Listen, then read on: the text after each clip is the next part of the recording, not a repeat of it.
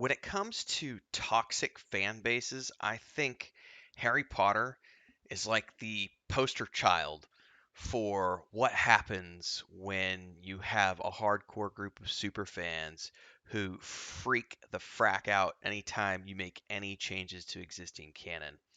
And in the ongoing conversation we've been having about Rings of Power and looking at, say, the analysis of Tolkien versus George Lucas that we did yesterday, compared to authors like J.K. Rowling, I think you very clearly see that there is sort of this.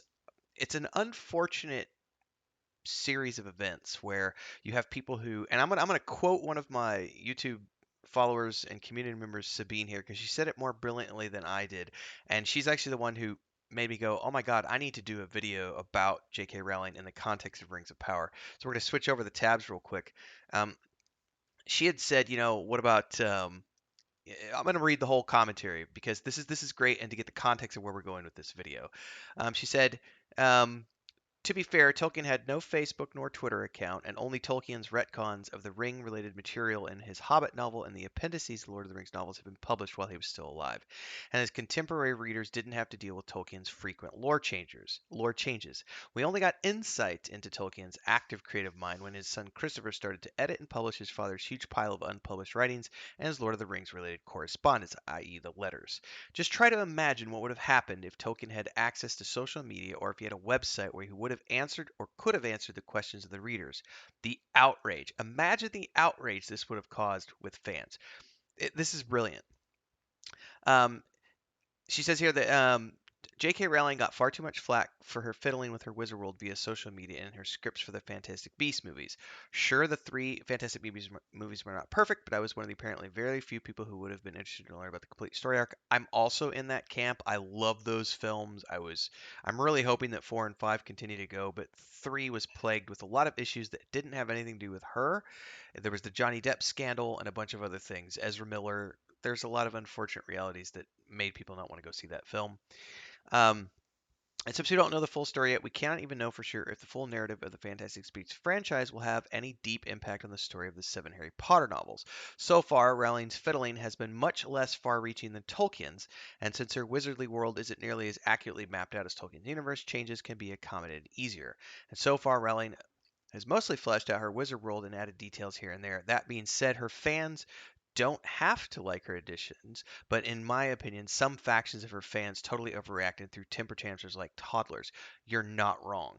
Toxic fandom plagues every franchise, whether it's Star Trek. It's not my Star Trek. This isn't my Picard. This isn't my. No, Discovery sucks. Um, fandom has become a very different and very cantankerous beast after Tolkien's death, and even more so after the end of the 20th century when the first Harry Potter novels were published. I also wonder if Tolkien gets a pass because he was a respected Oxford Don. It's great conversation fodder.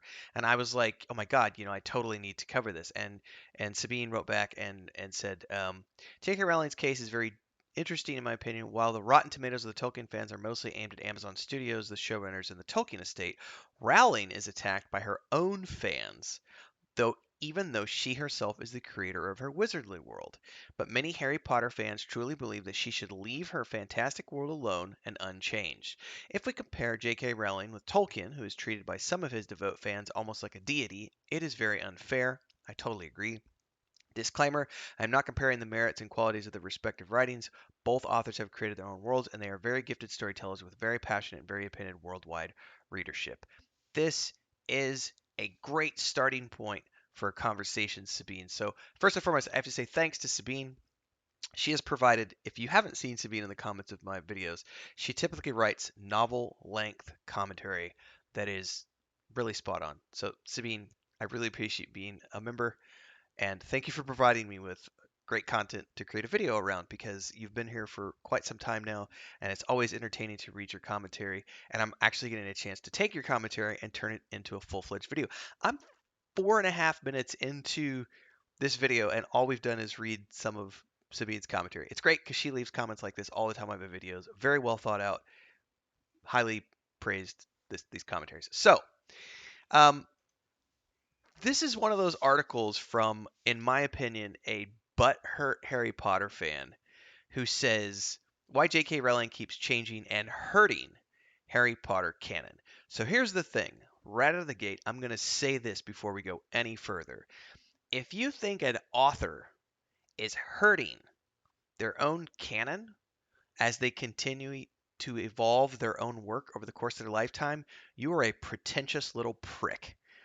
The author has the right to make changes to their work as long as they want to, for as long as they want to, as long as they are alive.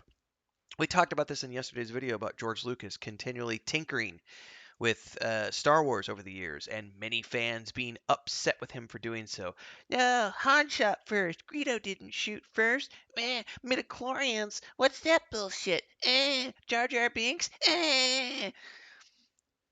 Toxic fans are the detriment of any franchise that is long running enough to accumulate generations of fan bases. It's just a reality that you're going to have some people. And what's really interesting, if you look at the recent press tour that Obi-Wan Kenobi did with Ian McGregor out there forefront leading this, he was talking about how when they did the prequel films, there was an outrage from a very small portion of the Star Wars community. And it was interestingly enough, like the people who had grown up with the original trilogy, who then saw George going back and retconning certain parts of the story and creating a new series of films, which had to deal with Anakin Skywalker as a child and becoming Darth Vader. Some of those fans who had grown up with the original films were very upset about the changes that George Lucas made and were very upset about those prequel films. 20 years later, and it's a similar situation where we have people who grew up with the prequel films and are upset with the Disney era, and it's a very interesting thing where you have people who grow up with something and think that they own it, but they don't. I also talked about how Stephen King has gotten into this scenario with the Dark Tower series because he has retconned that over the course of 30 plus years or whatever it is, to a lesser degree. But he's still seeing, some outrage from people. But the Harry Potter case is an interesting one because I don't know if this has to deal with the fact that she's a woman or if it's the fact that she has made some comments on social media regarding transgender people. Um, some of this may be contributing to why you have people out there saying that she's hurting Harry Potter canon. And now I am going to link this Screen Rant article in this video so that people can go read it at their leisure. But I am going to say this up front. It's an interesting read through to look at some of the changes that have gone into what she has done modifying the wizardly world over the years. I also think it is paints a very unfair picture of her because they go into it telling the reader that she's hurting Harry Potter canon, and I think that that's absolute bullshit because she is the creator and the author and the rights holder, and she has every right to make any changes she wants to that series until the day she dies. That's her right. She created it. You don't have to like it. You don't. But you don't get to say that she's hurting her own series just because you don't agree with the changes you're making. J.K. Rowling is making changes that I don't like. Get out of here. Um, so some of the changes she has made is because she's expanding the wizardling world, right? This now encompasses, as it mentions here in the article, theme park lands, video games, the official Pottermore website, a sequel play titled Harry Potter and the Cursed Child, the Fantastic Beasts series, and the history of the universe as it stands and the backstory of its many, many, many characters. And it says here, if anything, Rowling seems to have hurt Harry Potter's continuity more than enriched it. Now, as far as continuity goes, I will say that that's an issue that plagues any author who has created a work that spans 20, 30 years of time. George Lucas has gotten into this problem a couple of times, going back and making changes to things because there's the R2D2 and C3PO scenario where there are things that happen throughout those series and they say how like R2D2 never gets his memory wiped, right? And like How would he not know who some of these? It just there's things that these droids know. How, and some things just don't make sense in the scope of continuity. So I can agree that continuity can suffer a little bit when you have a writer who does this, because in some cases they might just be forgetting little details. Um, it says here that it seems like every time Rowling reveals something new about the wizardling world, especially in Fantastic Beasts, the response is anything but positive, and that is just not true. It's negative to a certain subsect of the community who think that their version of Harry Potter is the only version of Harry Potter that ever existed, and it's the only version that should ever exist. Those people need to get bent because they don't own the IP and they're not the author. Get out of here. Um, so it says the first change she made was in 2007 when she revealed that Harry's beloved Hogwarts headmaster, Albus Dumbledore, was in fact gay. This announcement was largely well received by many at the time who applauded the writer for making such an essential character in the franchise canonically queer. But at the same time, even back then, some people questioned if Rowling would ever actually address his sexuality explicitly in a Wizardly World book and/or film. Not that it needed to be. In my mind, it was enough that she said he's gay. Cool. But to some people, that was like, oh, that's just tokenism. You're just putting a gay person in there to placate the gay fans. You need to actually make a story about him being gay and show him having a relationship with someone. Otherwise, it's not real, darling. It's got to be done explicitly. Whatever. Um, yeah, and they want to know if she's going to, address it explicitly. Um, It says over the years that followed pre-Fantastic Beasts, her announcement about Dumbledore came to feel a bit hollow. Until she revealed it in The Secrets of Dumbledore. And it says that she only did so after continued outcries from the book. I think that's ridiculous. She's continued to flesh out the wizardling world in other ways, such as revealing the existence of other wizardling schools. By the way, the Harry Potter game, that what is it called? Wizarding World? I forget what that's called. Hogwarts Legacy or something. There's a video game coming out in early 2023 that I can't wait to play on the Xbox Series X. It looks just freaking amazing, and it's like a set before, and it's at a different school. Maybe I don't even remember now. But anyway, the addition of the existence of other schools. And then there's also additional details about minor characters, such as this character, Anthony Goldstein, being Jewish. Um, Voldemort conceiving a child with his servant Beatrix Lestrange or Lestrange. Um, and it said here, and then we get to the Fantastic Beasts movies, which are being written by Rowling and Harry Potter screenwriter Steve Kloves. They've made the most dramatic changes and amendments to the canon so far, such as Voldemort's snake Nagini actually being a Maledictus, and McGonagall's timeline conflicting with some stuff, and the revelation that Credence is Aberforth Dumbledore's long lost son. It says here that it's generally been obvious why Rowling keeps making new twists. It's an effort on her part to make the franchise more inclusive when it comes to race and sexuality. There's nothing wrong with that. This is what I don't get. Some people who feel the need to claim ownership of that and say like, "Well, you don't have the right to do that, Mrs. Rowling. Like, you don't get to make things more inclusive because you're just doing it because of tokenism."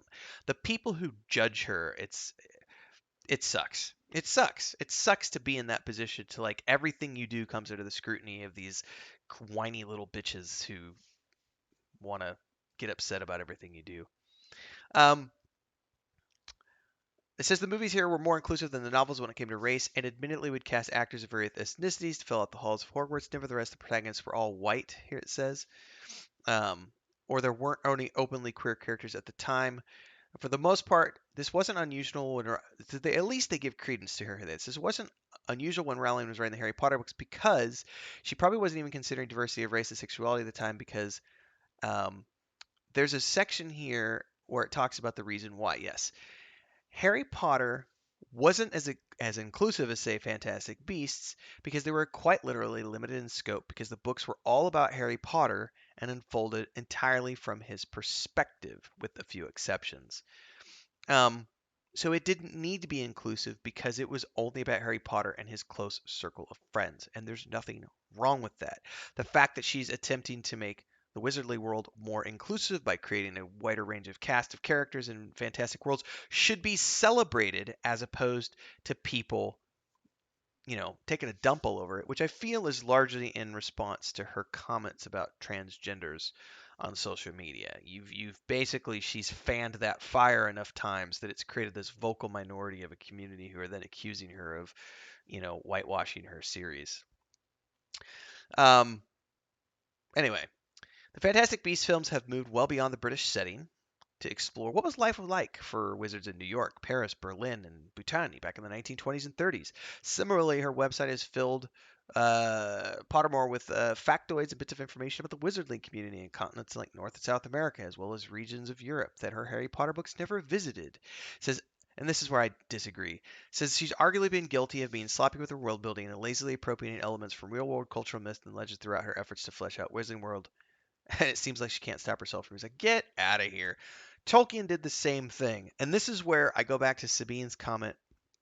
She says, if we compare J.K. Rowling with Tolkien, he is treated by some of his devout fans almost like a deity, and she's not, which is very unfair. And I absolutely agree, because Tolkien did this exact same thing. He appropriated myths from other cultures and other histories to flesh out his own legendarium, specifically Celtic and Norse mythologies, Beowulf, so on and so forth. He admitted to doing so. Like his inspirations were other myths, other legends, other cultures.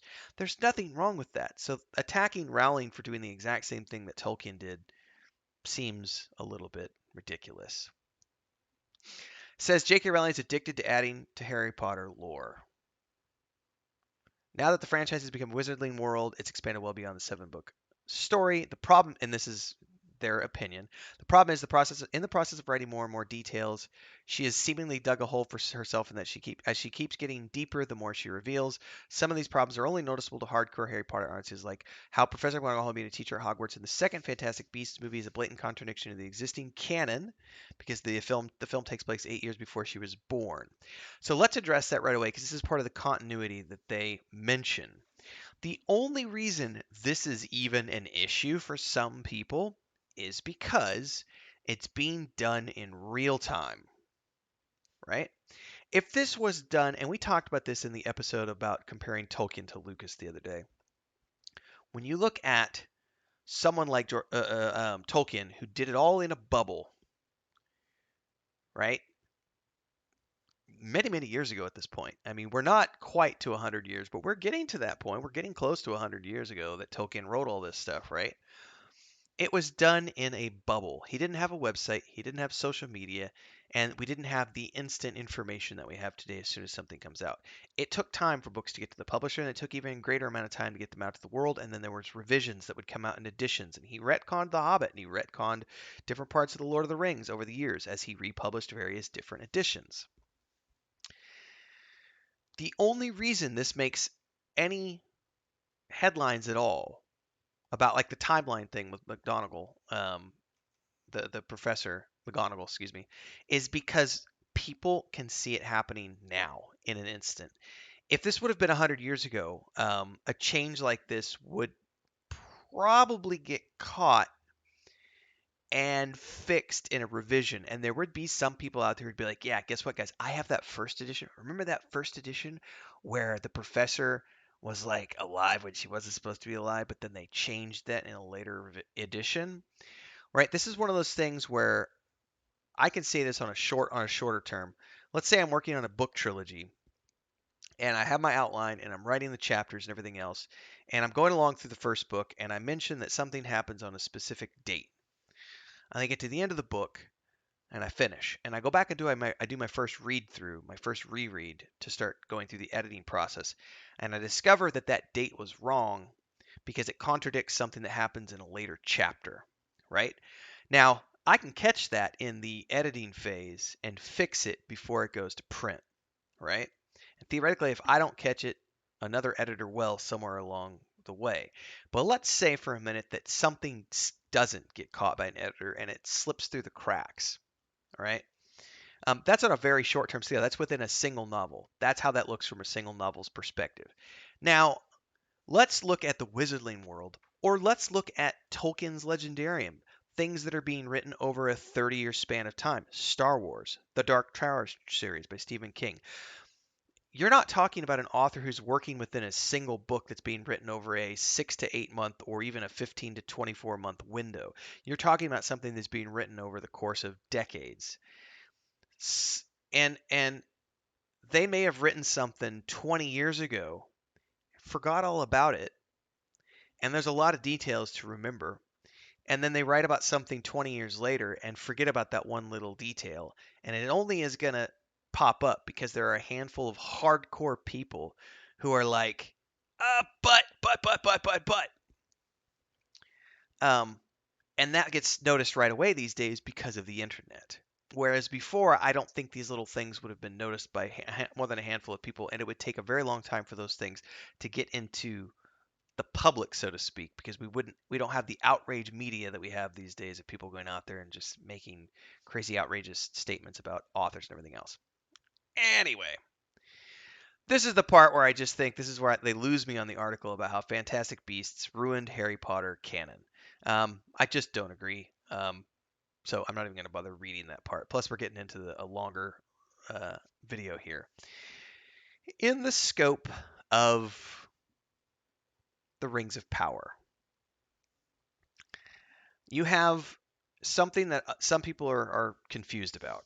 And I'm going to be doing a separate video to talk about this, the difference between an adaptation and canon. Because a lot of people are confusing the Rings of Power adaptation with being canon. And they somehow think that the Mithril retcon and the changes they made to Galadriel and the changes they made to the forging of the three elven rings before anything else is somehow canon. It's not canon. This is an adaptation. The Rings of Power is an adaptation signed off on by the Tolkien estate, but it is not canon at all. It is an adaptation of. There's a big difference between the Rings of Power and being an adaptation and things like Star Wars, which was an ever evolving story created and worked on by the original author and then sold off to Disney, who are allowed to make whatever changes they want because they bought that intellectual property with the understanding that they get to grow that intellectual property. There's a big difference between those things. And you have J.K. Rowling continually expanding upon her wizardly world as she continues to flesh out this Harry Potter world over the decades. And then looking at Stephen King's Dark Tower series. You can even look at Robert Jordan's Wheel of Time, as it expanded over the years, and continuity issues there, and so on and so forth. Um, when it comes to Tolkien versus Rowling, I think this goes back to what we were talking about the other day, that Tolkien, for some odd reason, seems to get a pass for all of the the continual nitpicking that he was doing, the continually changing of things. Read the letters, read the posthumously published works that his son edited and put out there. You have all this wishy-washy stuff about dwarven women have beards, they don't have beards. The Numenorians lived for this long. No, they lived for this long. No, they lived for this long. No, they lived for this long. No, they lived for that long. No, they lived for this long. Okay, yes, six versions later, they lived for this long. Oh yeah, remember that one point where the Numenorians were going to have aerial ships that flew through the air? No, we're not going to do that. Actually, we're going to have them be ships on the sea. He was constantly fiddling, as I put it in the other video.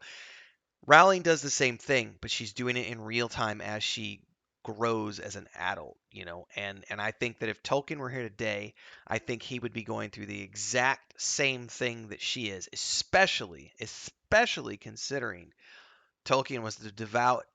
This is the one that's going to flip people's mind. Tolkien was a devout Catholic, and if you think for a minute that he would have inclusivity in his books just because we're in the 21st century. I think that you may have mistaken understandings about what devout Catholicism and looks like. There may be tolerance, but it's not something they celebrate. And that's a very interesting conversation to have about, whether or not Tolkien would how he would approach that, because I guarantee he would be accused of tokenism, just like Rowling has been, for trying to make his works more inclusive as he would edit them over time and say, you know what, you guys are right. I should put black characters in my story. So I'm going to put some black characters in, but they can't be main characters because I've already written the main characters and the main characters were white. People would accuse him of whitewashing. It's the same shit, different day, different writer. But I think if Tolkien was here today, I think he would be going through something very similar to Rowling, especially if he was active on social media. Um, I think he would get crucified, no pun intended, for some of his religious and political views. Anyway, food for thought. I found this to be an extremely fascinating subject today. This is the longest, like, one of these rant videos or discussion videos I've done. We're at 25 minutes in. I don't think I've ever done one that's been this long. But this, thanks to Sabine again for sparking this conversation with her um, great commentary, because I think it's a really, really, really interesting um, topic. So thanks, Sabine. Anyway, if you've gotten to the end and you liked what you heard today, do me a solid, like, subscribe, and hit the bell icon, and hopefully I've earned your support. On a premiere like this, where we're hanging out together in chat, you can just drop a super chat or a sticker to support the channel. Pick an amount. There's some pre-programmed amounts, whatever you feel comfortable dropping in. And if you're doing this after the fact when it's already been uploaded, you can drop a super thanks down below. You can also join as a member. We have 3 different tiers of membership in the Adventurers Guild down below. There's also a Patreon page if you want to check out my work as a fantasy author and a game dev. That's what my wife, my brother, and I work on. It's our 5th edition tabletop setting, fantasy book series, and a point-and-click adventure game. So check that stuff out. Hopefully, I'll see everybody in tomorrow's topic, whatever it is. I don't have one for tomorrow yet. I got to record it today. Every morning at 6 a.m. we try to have these out. So I'll see you tomorrow, guys. Stay tuned. Happy reading.